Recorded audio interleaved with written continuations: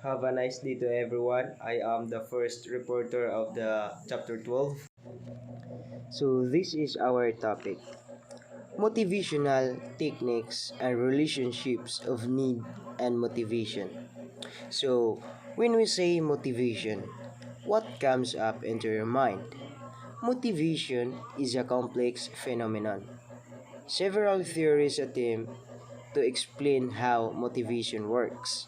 Probably, the most popular explanations of motivation are based on the needs of the individual. So, what is motivation? Motivation is defined as an internal state that arouses, directs, and maintains behavior according to Waldfuk 2013 and Armrood 2015.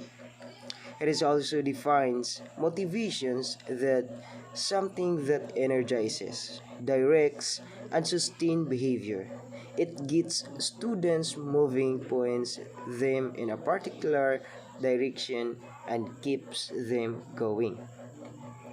So, motivation is help to students moving forward to point out of their directions and keeps them to achieve their goals.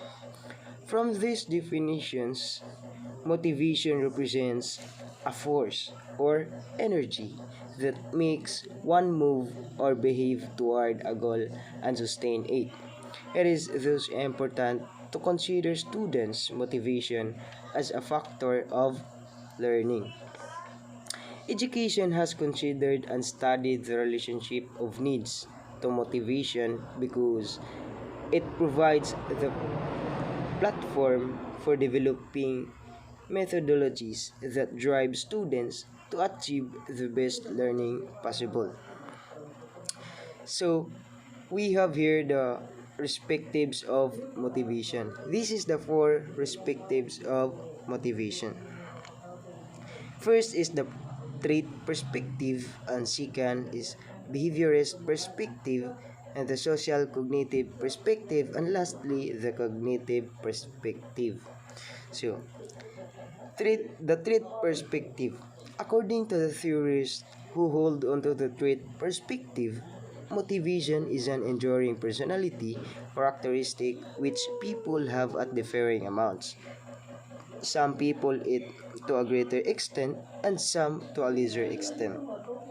One example of a much studied trait is the need for achievement, also known as achievement motivation. So, what is achievement motivation? Achievement motivation is a social psychology term that describes when individuals are driven, inspired, or stimulated by successes or accomplishments. Achievement motivation also leads some people to be high performers who desire success and fear failure. So, example is a supervisor who is striving to become a manager of the company. In order to level up his position, he set a goal to himself to be motivated and achieve to become a manager. So the second one is the behaviorist perspective. Those who take on the behaviorist perspective maintain that people behave to obtain reinforcing outcomes or to avoid punishment. Those students might study hard if their teacher praises them for their effort. So, like for example, the students will study hard if their teacher will appreciate or praise for their efforts. So, ang usa ka estudyante, ma-motivated pa jud siya og study hard kung ma-appreciate sa usa ka teacher or ma-praise sa usa ka teacher ang iyang mga efforts. So, the next is the social cognitive perspective. This perspective places heavy emphasis on the goals people strive for, as in the choices they make and the behaviors they show. Reinforcement and punishment that follow certain behaviors affects people's expectations of consequences of their future behaviors. So, from the cognitive perspective, people's personalities are influenced by observing other behavior. For example, a teenager goes to a party and notices that people who are drinking alcohol are slurring their speech and being more argumentative and louder than those who are not drinking alcohol. So that is the example. Next, the cognitive perspective. This focuses on how mental processes affects motivation. They maintain that human beings are naturally inclined to make sense of the world, that their curiosity is often aroused by new and puzzling events, and are more motivated by perceived discrepancies between new information and their existing beliefs. So, the main idea of cognitive perspective is that human learning and behavior is best explained in terms of cognitive mechanisms like memory and attention. For example, cognitive researchers often to study how memory affects in classroom performance. So, those for cognitive perspective. So, this is the factors that drive one to achieve a goal. Being motivated means moving energetically toward a goal or to work hard in achieving a goal, even if the tasks to achieve the goal are difficult. Following are some of the underlying reasons and factors that drive one to work hard to achieve a goal according to Wolfok 2013.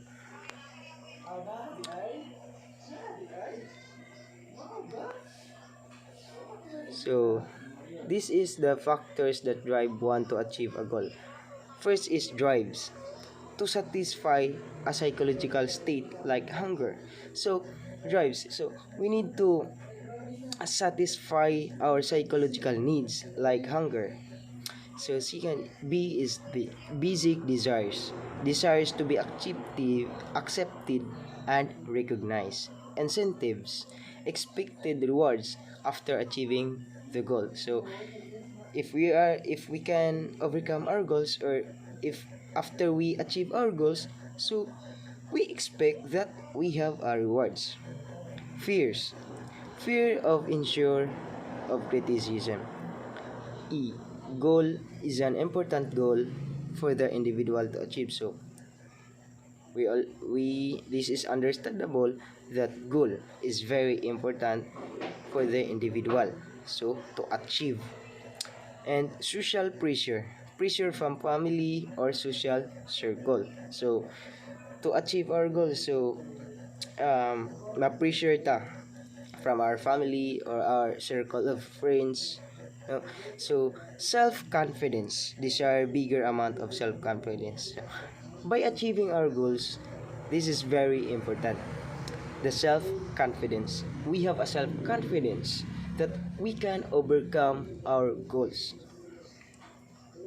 Next is interest. High interest in meeting a goal. So, interest. So, how we are dedicated to achieve our goals. So, curiosity. Curiosity about expected outcomes. So, by achieving our goals, we are curious of what is the possible. What is the possible outcomes after we achieve our goals, and beliefs, one's beliefs about the goals. So also beliefs, no, na mutuo ta sa tong kagalingon, or we believe ourselves that we can achieve that goals. Values, if goal is related to one's values, so we have a values, no, we have a values by achieving our goals. And expectation, it is very important, no, the expect outcomes of our goal, no. If we set a goals, we have some expectations after after achieving our goals. So we expect um, we expect the incentives after achieve our goals. So lastly is the cognitive ability. A good grasp of one's goal will lead one to work hard for it. So cognitive ability na. Um, if we have a goal, or like like we want to finish our study in college now. Everyone, we have a goal. By achieving our goal, it is not easy. We need to work hard for it. No? Kailangan nating pagpaguran pagpaguran para ma-achieve yung goals natin. Because there is no goals nga ma-achieve, no? We cannot overcome our goals nga maglingkod ra ta. So we need to work hard for it, no? We need to struggle in order to achieve our goals. So that's all, and I will give the floor to the next reporter. Thank you. Good day, everyone. I will now discuss to you the benefits and kinds of motivation. So, benefits of motivation. Ormrod 2015 lists several effects or benefits of motivation on students' learning and behavior. So, first, it directs behavior toward particular goals. Social cognitive theorists propose that individuals set goals for themselves and direct their behavior toward these goals. So, motivation guides a student in achieving his or her goals. It helps students to choose a way to strive in order to achieve that particular goal. Thus, motivation based on specific choices that students make. For example, whether to attend a photography class, or finish an assignment in math, or watch a basketball game on TV. Second, it leads to increased effort and energy. Motivation increases the amount of effort and energy that students spend on activities, especially if these are related to their needs and goals. So, if the students are well motivated, they will put effort and energy to the activities that they are doing, especially if kana nga mga activities kay related sa ilahang needs and goals. Motivation determines whether the students will prove or pursue an activity or a task with much enthusiasm and energy or with less enthusiasm. Then it increases initiation of and persistence in doing activities. So students are more likely to begin a task that they want and are interested to do, and are more likely to persist and finish the task even if there are barriers, hindrances, or interruptions while doing the task. So if ang bata ka interesado sa kanang activity or task, motivation will help him or her to begin that activity or task on her own. Since ning-increase na iyang initiative, then motivation will help him or her to pursue and finish the task despite sa mga barriers nga iyang ma-encounter. So next is it enhances cognitive processing. Motivation affects what and how information is processed. Students who are highly motivated at doing a task will pay more attention to the task, understand it more, and think more about the details. So we all know what is cognitive processing. It is an intellectual process of information, or how our mind responds to the information. So if ang bata kay motivated, mas dali niya masabtan o mas mahatag siya attention sa dira nga task. They exert extra effort to deduce meaning out of the material rather than go through the motions of finishing the task in a superficial or haphazard manner. And next is it determines what consequences are reinforcing. The more students are motivated to achieve, the more proud they feel of getting a high grade or feel upset when they get only a passing mark. The more students feel accepted and respected by peers, the more meaning they get out of their membership in that group. So motivation determines kung unsa nga mga outcomes o resulta ang mas ni-excel. Thus, if they are motivated to achieve that specific goal, they will be proud of themselves if na-achieve jud nila ang ilahang nga goal. And next, it leads to improved performance. Because of the above mentioned effects of motivation on goal directed behavior, effort, initiation, and persistence, cognitive processing, and reinforcement, motivation necessarily leads to improved performance. So, if katong mga previous nga benefits nga of motivation nga gidiscuss ako ganiya kay naati na sa usa ka bata, his or her performance will be better and improved. Knowing the effects of motivation and the learning of students has implications for teaching. It is a challenge to determine what teaching techniques to use and what kind of teaching environment to create to engage students to set goals for themselves, persist in achieving their goals, sharpen their cognitive skills in the process, and eventually improve their performance.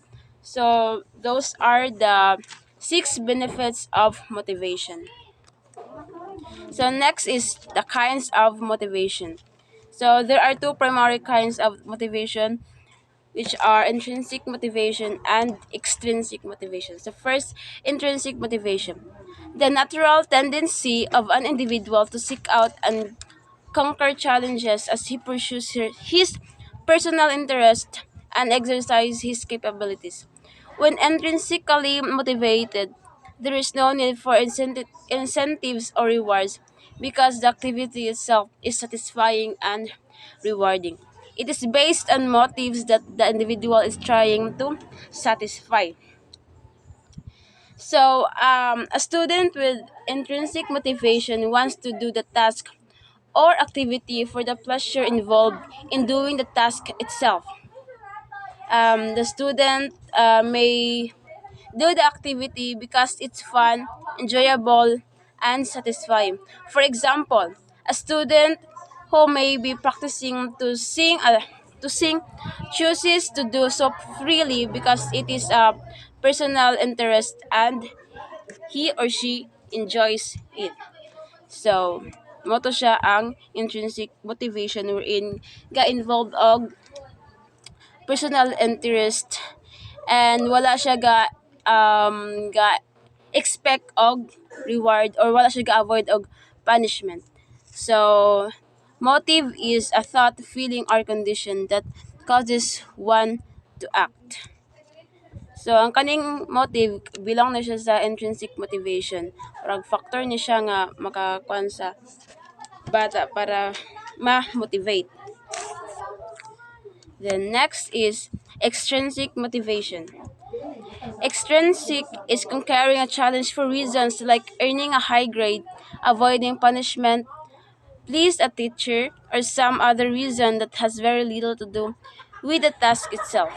There is no interest in the task or activity itself, but only the gains one expect to get put of the task. So, a student with extrinsic motivation wants to do the task or activity in order to earn a reward or avoid punishment. For example, a student who is studying so their parents will not ground them for poor grades. So, even if ang bata kay dili ganahan mo study, he needs to do that particular task in order to avoid punishment.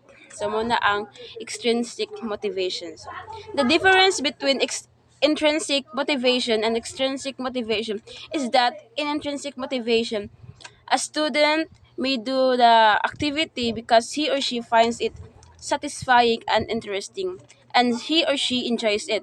While in extrinsic motivation, a student may do the task in order to gain reward or avoid punishment and not because he or she enjoys the task.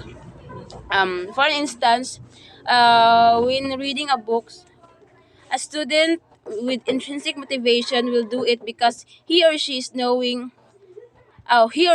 having fun, whereas a student with extrinsic motivation may do it in order to get praised by an instructor or anyone. So, moto ang difference sa intrinsic motivation and extrinsic motivation. So, the dichotomy between intrinsic and extrinsic motivation is not an all or nothing thing. These are two explanations for this view. First, our activities fall along a continuum from fully self determined or intrinsic motivation to fully determined by others or extrinsic motivation. So, for example, students may choose to work hard on an activity that is not particularly enjoyable, but they know that working hard on an activity will make it easier for them to reach their goals. So, second is intrinsic and extrinsic motivations are not two ends of a continuum. For example, teachers may realize that intrinsic motivation may not work all the time for students. So those are the two kinds of motivation. Good day, everyone. My topic for today is about approaches to motivation. So, today we will learn what are the types of approaches to motivation. Generally, there are 5 approaches to motivation which teachers can select from when they want to get interested or focus on the lessons. So, motivation is about your willingness to do something or your will to do what you want. So, we have here 5 approaches to motivation.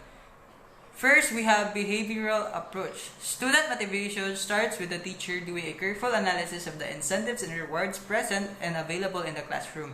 A reward is an attractive object or event given as a result of a particular behavior. An incentive is an object or event that encourages or discourages behavior.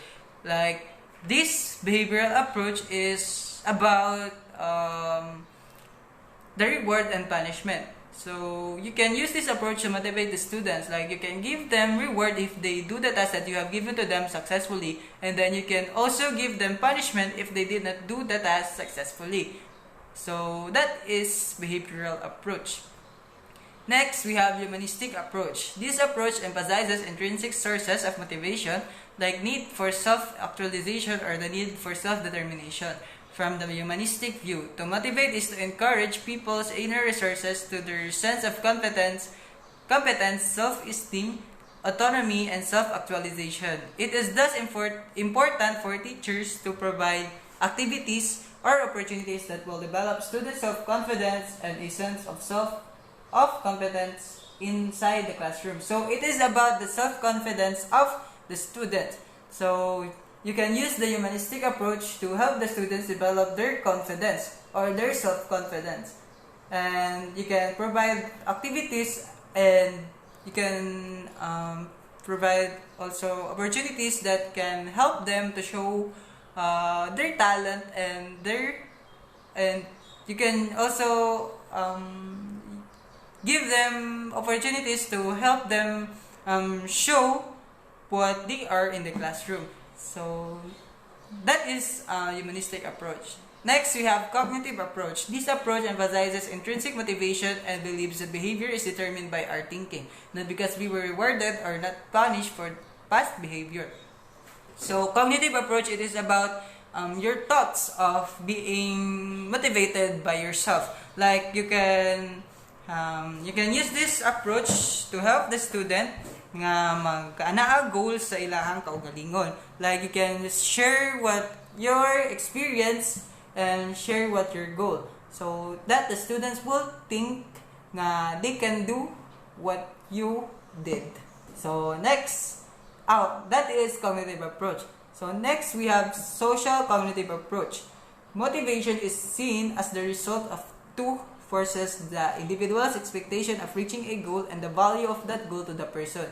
If these two forces are present, the motivation will be strong. However, if either one forces is zero, then there is no motivation to work toward a goal. So social cognitive approach, it is about the two forces: the individual's expectation of reaching a goal and the value of that goal to the person. So if the value of that goal to the person is not present, then the forces is zero. Then there is no motivation to work toward a goal. So need jud nga naa ang two forces. Nga naa ang individual's expectation of reaching a goal and the value of that goal to the person. So you can teach your student nga they should value their goal para ang ilahang ga-expect na goal ilahang makuha, and they can fulfill nga their goal and they can achieve it successfully. So that is social cognitive approach. Next, we have social cultural approach. Emphasis is on participation in communities of practice. People engage in activities to maintain their identities and their interpersonal relations in the community. Thus, students are motivated to learn if they belong to a classroom or a group that values learning and where they believe learning is important to their lives. So, social cultural approach, it is about the motivation in the community. Like, the student will learn by observation or observing sa mga tao. Like they can learn what are the doings of a person, and they can apply it to their self. So social cultural approach, you can use this approach to help the student motivate themselves by being in a group, or being a friendly, or being a part of a community. So that is social cultural approach, and that's the 5 approaches to motivation. So next, we have theories on relationship between need and motivation. So Maslow's hierarchy of needs. Maslow asserts that humans have a hierarchy of needs ranging from lower level needs for survival and safety to higher levels needs for intellectual achievement, and finally self-actualization and self-fulfillment. It is about the needs of a human.